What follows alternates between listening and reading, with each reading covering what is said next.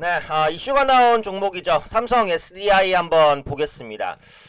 사실 이제 어느 정도는 나올 수 있는 이슈기는 하죠. 네, 자금 사정으로의 조금 이제 투자 자금 확보라든지 아니면은 이제 내부적인 성장 동력 충원이라든지 아무래도 이제 2차 전지가 캐즘에 들어가면서 실적에 대한 부담감이 계속해서 좀 응축이 되다 보니까 이런 부분들을 해소하기 위한 전략으로 이제 유상증자를 추진하기도 합니다.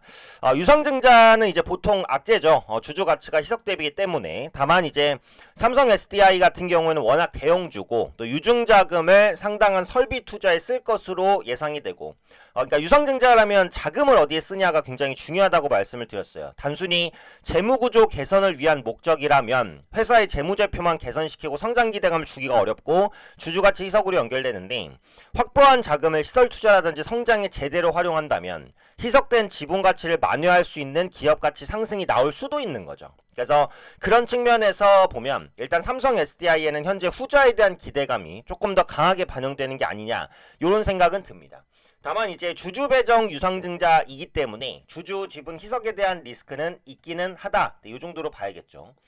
관련 내용을 한번 보면 삼성 SDI가 2조 원 규모의 유상증자를 결의해서 다가올 슈퍼사이클을 준비할 것 이렇게 했습니다. 자, 그럼 2조 규모가 얼마나 될까? 가장 단순하게 시가총액이랑 비교할 수 있거든요. 근데 현재 시가총액이 14조 원이잖아요. 근데 2조 원이면 시가총액의 7분의 1 수준이니까 대규모입니다. 꽤 대규모의 유상증자라고 현재 시점에서는 볼 수 있고, 물론 삼성 SDI가 그만큼 주가가 많이 빠졌기 때문에 대규모로 보이는 걸 수도 있긴 하죠. 자, 다가올 슈퍼사이클을 준비할 것 이렇게 말을 했고요. 미래 경쟁력 강화 그리고 중장기 성장 가속화를 위해서 2조 대규모의 유증을 추진을 합니다. 유증을 이제 결의했고요.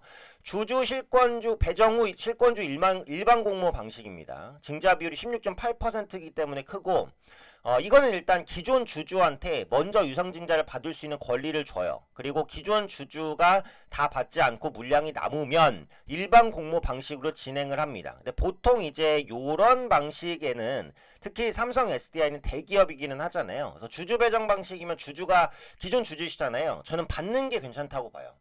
그래서 기존 주주시면은 일단은 받는 것을 염두를 하시고, 물론 5월 달에 나온 발행가액도 다 보긴 해야 돼요. 그래서 아직은 그때 가서 이제 다시 영상을 올려드릴 수도 있는데 현재 시점에서는 기존 주주는 그냥 받는 게 맞지 않나 싶고, 만약에 실권주 일반 공모로 나오면 기존 주주가 아니더라도 받는 게 괜찮지 않을까 이렇게 생각을 합니다.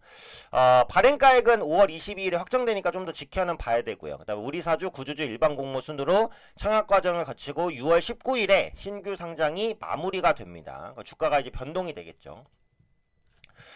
그런데 이제 유상증자 결정은 중장기 성장을 가속화하기 위한 겁니다. 기술 경쟁력 확대, 수주 확대, 비용 혁신을 통한 캐즘 극복, 다가올 슈퍼사이클. 그러니까 삼성 SDI가 이제 판단하기로는 전기차 시장이 지금 안 좋은 건 맞는데 조만간 전기차 시장이 회복될 가능성이 있다라는 부분을 강하게 확신하고 있다라는 거예요. 그래서 전기차 시장이 회복될 때 확보된 자금으로 강력한 투자를 해서 시장 지배권을 가져오겠다. 이런 시나리오를 쓰고 있다라는 겁니다. 이번 유증을 통해서 자금을 미국 GM과의 합작법인 투자, 그리고 유럽 헝가리 공장 생산 능력 확대, 전고체 배터리 라인 시설 투자 등에 대부분 다 투자로 활용하겠다라고 했죠.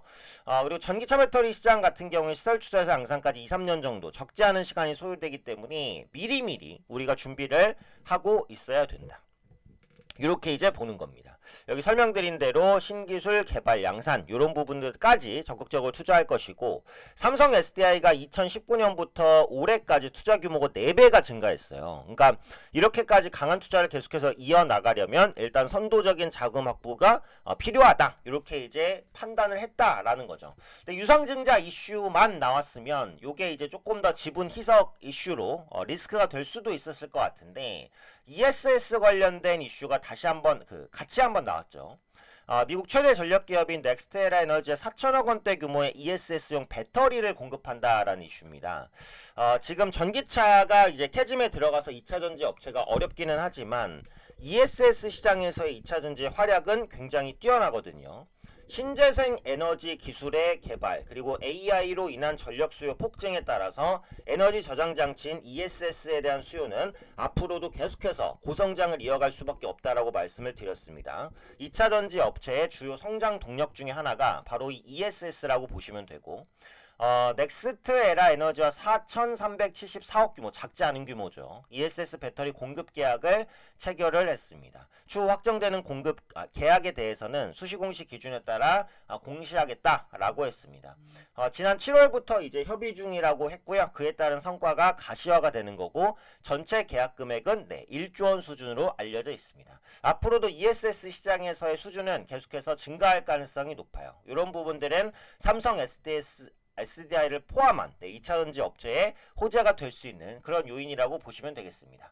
그래서 종합적으로 보면 이번 유상증자는 일단 지분가치 희석에 대한 리스크는 있어요. 특히 이제 구주주 배정 방식이기 때문에 3자 배정이 아니니까 물량 풀리는 부담에 대한 것도 있습니다. 다만 이제 지금 우리가 돈이 너무 없어서 유상증자를 하는 게 아니라 이 유상증자를 통해서 확보된 자금을 미래의 전기차, 2차 전지차 시장을 선도하는 데 쓰겠다라고 밝힌 것이기 때문에 주주가치 희석보다는 시장 턴어라운드 혹은 신사업에 대한 기대감이 조금 더 반영될 가능성이 있다라는 부분이죠. 그런 것들을 현재 주가에서도 일단은 좀 확인할 수가 있는데 유상증자 발표 이후에 주가가 현재는 물론 최저가를 기록하고 있기는 하지만 현재 장중 기준으로 강보합권까지 넘어간 그런 흐름입니다. 거래량이 일단은 굉장히 많이 폭발을 하고 있는 모습이죠. 지금 아직 장 초반인데도 불구하고 유증 이슈가 나왔기 때문에 이걸 지분가치 희석으로 해석할 것이냐 아니면 미래 신사업 준비를 위한 도약으로 생각할 것이냐에 대한 의견들이 분분히 갈릴 거고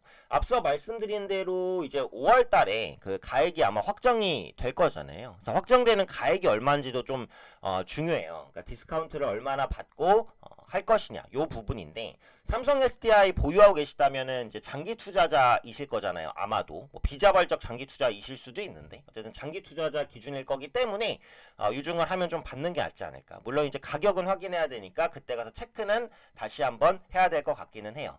그래서 지금 삼성 SDI도 어쨌든 매도의 실익은 없다라고 생각하는 구간이기는 합니다. 지금 역배열이기 때문에 매물도 여기 엄청 많죠. 이 부분을 돌려내려면 시간이 좀 필요하거나 기간 그 다음에 이제 돌파 시도가 한 두세 번 정도는 필요할 것으로 생각이 됩니다만 매도의 실익이 없는 위치이기 때문에 지금은 좀 중장기적으로 보유해야 된다고 생각하고 2차전지는 항상 말씀드리지만 저는 대장은 LG 에너지 솔루션이라고 생각을 하는데 지금 2차전지 주는 어떤 종목이든 간에 매도 실익은 없다라고 봐요. 이제 보유하시면서 추가적인 그 반등에 대한 모멘텀을 조금 더 강하게 가져가야 되지 않을까 이렇게 생각을 해요.